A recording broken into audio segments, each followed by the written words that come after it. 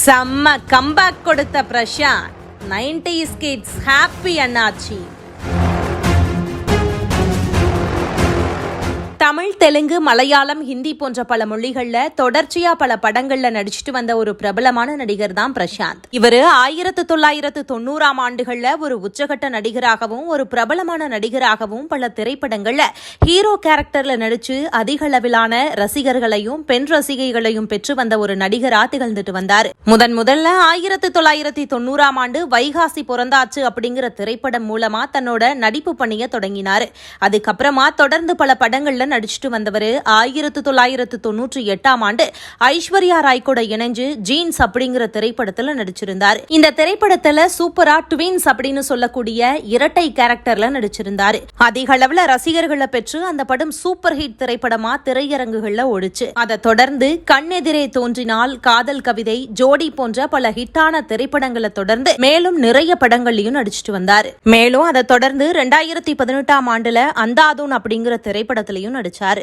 இப்படி பல திரைப்படங்கள்ல தொடர்ந்து சூப்பர் ஹிட் கொடுத்துட்டு வந்த பிரசாந்த் இடையில பல திரைப்படங்கள்ல நடிக்காம எங்கு போனாரு அப்படின்னே தெரியல. தொடர்ந்து பல திரைப்படங்கள் வெளியான நிலையில கொஞ்ச காலமா அவரோட திரைப்படங்கள் எதுவுமே வெளியாகாம போனது அவரோட ரசிகர்களுக்கு ரொம்பவே வருத்தத்தை கொடுத்துச்சு. மேலும் அவரோட சொந்த வாழ்க்கையிலையும் பல பிரச்சனைகளை எதிர்கொண்டுட்டும் வந்திருக்கிறார். மேலும் பிரசாந்தோட தந்தை தியாகராஜனுமே பிரசாந்த ஒரு டைரக்டர் ஆக்கணும் அப்படின்னு அதற்கான வேலைகளையும் பார்த்துட்டு வந்ததாகவும், மேலும் மருத்துவ படிப்புக்கான நேர்முக தேர்வுல பிரசாந்த் வெற்றி பெற்றாரு அப்படின்னு சொல்லியிருக்கிறார். ஆனா ஒரே ஒரு படத்துல மட்டும் ஹீரோவா நடிக்கும்படி ராதா பாரதி கேட்டுக்கொண்டதை அடுத்துதான் அவர் நடிக்க தொடங்கினாரு அப்படின்னு சொல்லியிருக்கிறாரு. ஆனா அதோட பின்தொடர்ந்து பல படங்கள்ல நடிக்க ஆரம்பிச்சிட்டாரு. முதல்ல நல்ல வரவேற்பை பெற்றுட்டு வந்த இவரு சமீபத்துல திரைப்படங்கள்ல நடிக்காமையே இருந்தாரு. இப்படி பிரசாந்தோட நிலைமை இருக்கும்போது இப்போ மீண்டும் கம்பேக் கொடுத்து ஒரு தமிழ் சினிமாவில தெரிய ஆரம்பிச்சிருக்கிறாரு. அது என்ன சினிமா மற்றும் யார் கூட சேர்ந்து நடிக்கிறாரு அப்படிங்கறத பத்தி இங்க விரிவா பார்க்கலாம்.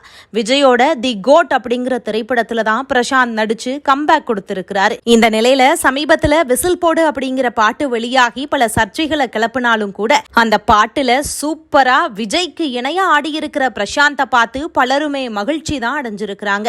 இந்த பாட்டுல பிரசாந்த் சூப்பரா ஆடி இருக்கிறத பார்க்கிறப்ப 1990கள்ல எப்படி பிரசாந்த் சூப்பரா ஆடுவாரோ அதே போலதான் இப்பவும் இருக்கிறாரு அப்படின்னு பலருமே பாராட்டிட்டும் வராங்க. மேலும் எப்படா பிரசாந்தோட திரைப்படம் வரும் அப்படின்னு காத்துக்கிட்டு இருந்த ரசிகர்களுக்குமே இது ரொம்பவே சர்ப்ரைஸான ஒன்னாவே இருக்குது.